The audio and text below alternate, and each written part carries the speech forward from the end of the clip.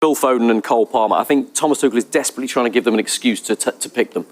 And every time he gives them a chance, it's not working. And Phil Foden is an extraordinary footballer. I love watching him play. In this camp alone, he's played as number 8, number 10, and as a false 9. His versatility is extraordinary. But it's 22 games since he last scored a goal for England. 22 internationals since he last scored a goal for England. This is a guy who, that's his job. He's so low on confidence. He's not going to get much game time for Manchester City. I think it's very difficult for Tuchel to pick him. And the same with Cole Palmer.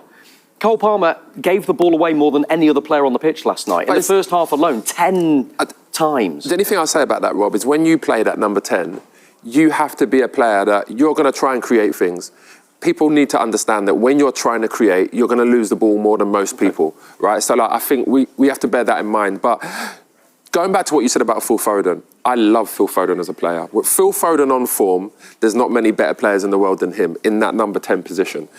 But right now, like you said, he is lacking confidence massively.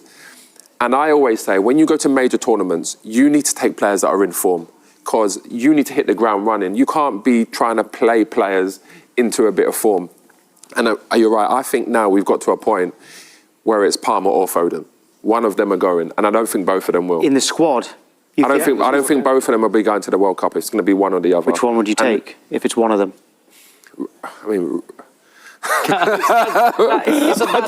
don't know exactly. I don't know. The manager's got to answer. Because, I mean, to be honest, I like Phil Foden. I think Palmer's an amazing player as well, and obviously he's a goal threat. He takes really good penalties. I love Phil Foden, but I would edge at the moment towards Palmer because I think Palmer's season got started. Better penalties. Palmer takes better penalties. No, that's what I'm saying. Yeah. Oh, sorry. But I'm saying Palmer's season got stifled because of injuries.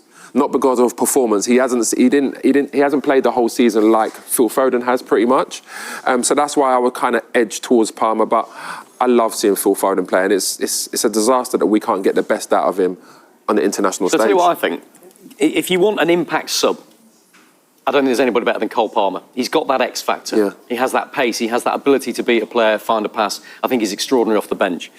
Bringing Phil Foden off the bench, probably not the same impact. And yet, Phil Foden is more versatile than Cole Palmer. Can play 8, can play 10, can play a false 9. Has been to World Cups before. So I think it's a straight choice between the safe bet, the experienced hand in Phil Foden, and the unpredictability and explosiveness of Cole Palmer.